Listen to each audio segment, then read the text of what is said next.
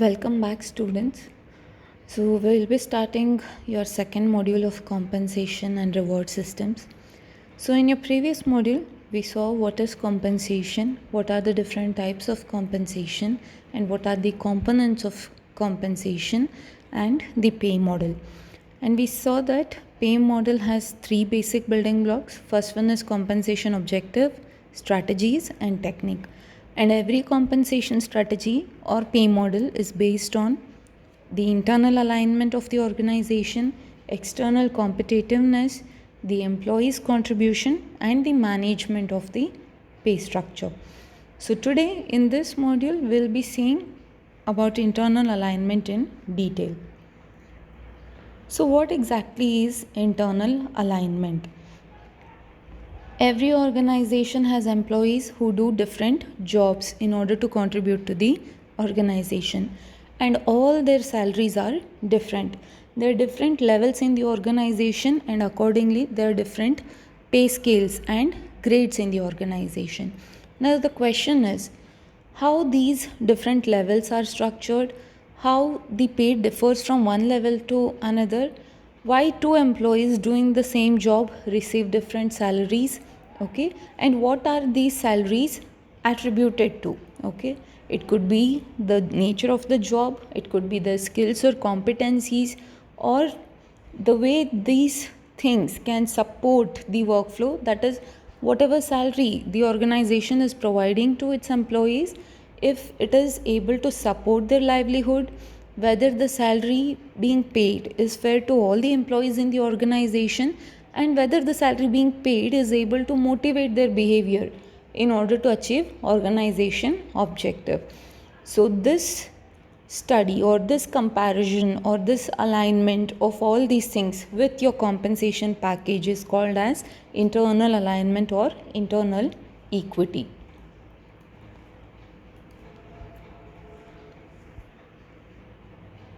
So, what are the objectives of internal alignment?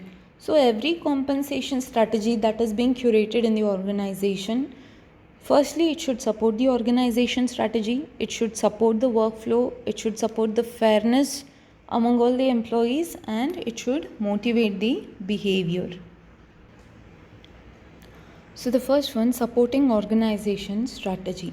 So, whatever the strategy of organization is, whether it is, to research and develop, or develop new advanced, or you can say, new technological systems, or do a market research. So, whatever may be the strategy of organization. So, the first thing to do is to decide on whatever steps are involved in achieving the strategy, and how many different people will be required to execute this strategy and implement it, and again what will be the different level of each of these employees, and what should be the compensation of all these different levels. And again, you should also decide on who will be the reporting authority, who they will report to. So the reporting relationship also becomes important. So this is the first one. And your compensation strategy should also support the workflow. Workflow means it's a process by which goods and services are delivered to customer. So whether the compensation you're providing will help all the people in the workflow or not. And the next one is being fair to employees. See, it's very important that it's not just the management which thinks that they are paying fairly or equitably to all the employees, but it should come to employees that they should feel that okay, they are being paid well or being paid fair and equitable comparing to each other. So usually what happens in organization, employees, they judge a lot, they compare themselves to others a lot. Usually they'll see what qualification is different, why he or she is being paid more or less than me, what is their qualification, what is the work they perform, and how much value they are contributing to the organization. And sometimes they even compare, if two people are doing similar kind of work, they will compare why they are being paid more or less, and they'll compare to other organization wherein similar jobs okay, the same job which they are doing, they'll compare it with other organization and they'll check if they are being paid more or less than that organization. So basically the idea here is whatever is the market rate, your employees would want to be paid more than that. Otherwise, obviously they will jump to the organization that is paying higher. So to avoid this, it's important that your employees also feel that whatever the pay difference is there between them and the next level, so it is fair and it is just. So acceptance of employees is very important. And the next one is motivating behavior. So any compensation strategy, it is very well designed on the basic intention, okay, behind paying or behind promoting someone or giving them incentives or bonuses to motivate them to get the desired behavior from them. So if people feel that the pay structure is very clear, they will understand when they are paid and when the money gets deducted, so for what behavior money gets paid and for what behavior it will be deducted, then they will obviously conduct in such behavior wherein they'll get paid more. So if you want motivating behavior from employees, you have to pay for that desired behavior. You have to reward the desired behavior. So these are few objectives of internal alignment. So now we come to internal pay structure. So what are internal pay structure? See, pay structure basically it is you can say an array of pay rates. So for every work in the organization, there is a different pay rate within same organization. So there are different number of levels and every level in the organization has a difference of pay scale. And what is the criteria that is used to determine this difference? Let's say level 1 is being paid 1 lakh rupees per annum, then level 2 will be paid 1.75 rupees per annum. So how this difference is curated? So this constitutes of your pay structure. So basically any internal pay structure, it can be divided by defined by, you can say, the number of levels of work in the organization, the hierarchical level, then the different pay scales for each level in the organization, and the criteria that is used while fixing these pay scales for each level. Now you can look at the example here. This is of an engineer. So from entry level to the highest level, that is post available there. So what are the different levels and how different pay scale is attached, or you can say assigned to each of these levels? What criteria they are defining or using in order to fix the pay? So the first level is engineer, the second level is senior engineer, then you have systems engineer, lead engineer, advisor engineer and consultant engineer. So the first level, in that the engineer is using just basic principle and he's supervising other people. That's why he's being paid low.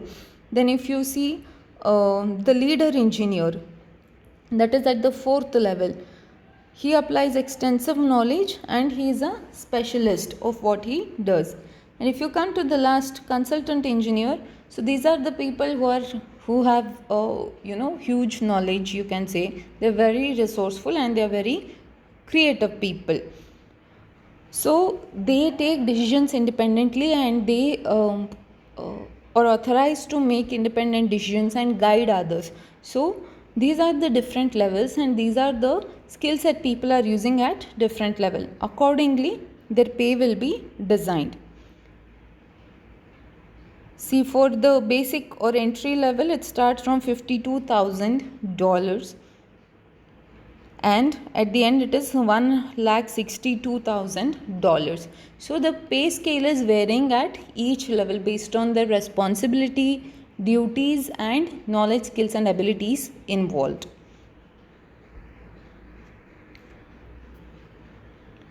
See, after the first level, you can either promote the same person to the next level or you can hire someone. But once they have become a senior engineer in your organization, they have got a good grip of things and they have got knowledge of their work as well as the knowledge of the organization. how things work in the organization. So it's always wiser to promote them to the next level. Okay, so there are different factors that affect, or you can say shape, internal structure of the pay. So every organization has a different pay structure, and why this different pay structure exists? Because of these factors which are involved. So there are external factors and internal factors. So external factors like economic pressures from the law of the land, government policies, laws and regulation, stakeholders, customs and cultures. And for organization, you have strategies of the organization, the HR policies, technology, the HR capital, that is human capital an organization possesses, employees acceptance and cost implication. So we'll look into them one by one. So the first factor, that is economic pressure. I think the current situation would be one of the best example for this. Post-COVID, global economy has been hit hard. So has our country's economy. Our GDP is in negative. So many companies around the world have gone for retrenchment of their employees, have cut down on the salaries of their employees. So the pay structure now differs from the earlier one because of the economic situation currently. So that could be one of the major factors affecting your pay structure in the organization. The next one is government policies, laws and regulation. So what happens is usually our pay system in our nation, especially in a patriarchal society, the pay is not equal. So the discrimination happens based on gender. Men are being paid more than women, and based on race or sometimes even orientation, the nationality. So there are so many grounds on the basis of which discrimination is being made. So our laws and regulations, they suggest that such discrimination should not be done among the people, and the pay should be only based on their responsibilities in the work, their skills, their efforts and working condition, but not based on any of the earlier said grounds. So these things actually matter the most. So there are certain laws which you have to comply to, and you are supposed to take them. So pay equity doesn't come, it will take, they say, 100 years at least to get pay equality among men and women, and that's the reality. So moving on, stakeholders. So whether it is your trade union or any other stakeholders or your political group, so they all have a stake in formulating your internal pay structure, directly or indirectly. So your trade unions especially, so they have a lot of concern, and their concern would be something like, not to have too much differentials in the pay scales, or too much differential in the levels or grades of the employees, because if one gets more salary than the other just for 2 to 3 increased responsibility, it creates a difference among people. So they believe that having lesser differentials among the different grades, so that will have more solidarity among the members. So that's one idea. Okay, so your stakeholders also will have an input, and your pay structure cannot just be your own decision. Customs and culture, we all know culture is something like a mental programming. So if you have like-minded people, it will be easier for you to convince them that your pay structure is fair and just. So few people, even though the structure is fair and just, will not perceive it in the same way. So that will also, you'll have to take care of all the people, especially if you are a multinational corporation or a global corporation, and if you have a diverse workforce under you, then you'll have to keep in mind all the aspects while curating the pay structure for your employees. And next we have internal factors. So organization HR policy will have a major impact on how your pay structure will be formed. It's like a base.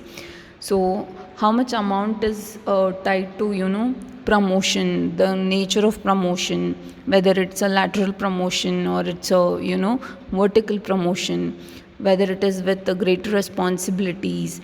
So if it is again for succession, if you want to train them, so there are various aspects that are involved. So based on your policies, your pay differences will be curated and different levels will be curated in organization. So whatever pay difference you're curating for each level, it must be consistent, and you should make sure that it is in alignment with your organization objective as well. So the next aspect is technology. See, technology also plays a major role here. If you're investing in high-end technology, of course your pay structure will also have to be more, because see, you need people who can understand this technology and are able to operate. So you'll again have to train them, and now see, big, I would say good example is your HR analytics. So there is so much need for this data scientist, and they are paid huge, literally they get paid like bomb. So that's a very lucrative career right now. The next one is HR capital. See, in any organization, human capital is very important, and again, the education of the people you're hiring, the experience they have, the knowledge, abilities, or skill set they possess. So all these, if more of these things, then the pay structure will also be have to more. Then higher the qualification, more experience, more knowledge, more skill sets, then more will be the pay structure. So there is a strong link between all these things and achieving your organization's strategic objective. So if you want to achieve your strategic objective, you'll have to pay more to the people who possess more skills and knowledge. And the next one is employee acceptance. So no matter what what criteria you use in order to curate your pay structure, if your employee are not able to accept it, if they do not understand the procedure and the distribution of compensation, and if they don't find it fair and just, if they do not accept, then there will be chaos all the time. So thinking it from an employee's perspective is also very important. And the last one is cost implications. So whenever you curate pay structure, even if it is keeping in mind all the other factors, but if it is beyond your budget, that is beyond the budget allotted for compensation, then that would be problematic too. So how much cost it is adding to the company, and whether we are able to provide the same value in turn to the company or not.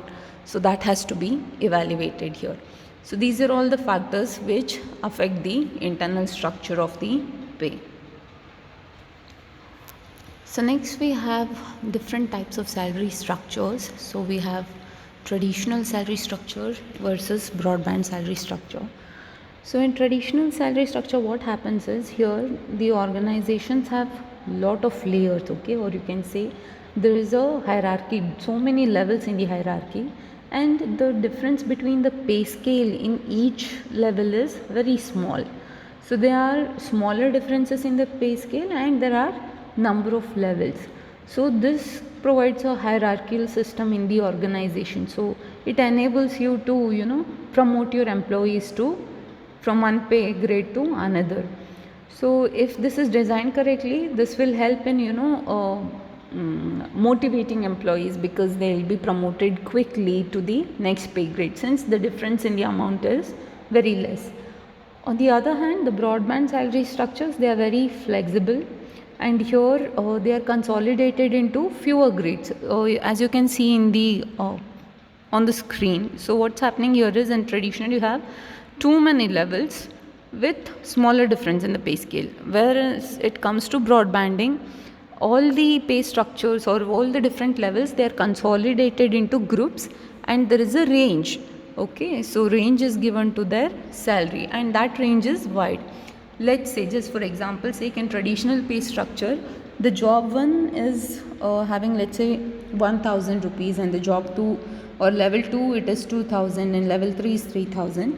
So in broadbanding what happens, so job 1 to 3 they will be paid from 1000 to 3500. So you are making a range for each level and this range is wider. So you can pay these jobs within first range from 1000 to 3.5 thousand. So this is an example. So this is how traditional or broadband salary structure work. So going for broadband salary structure will help you in for employees in long run, because even though they stay in the same range, the jobs which are similar, so for those you can have this pay structure.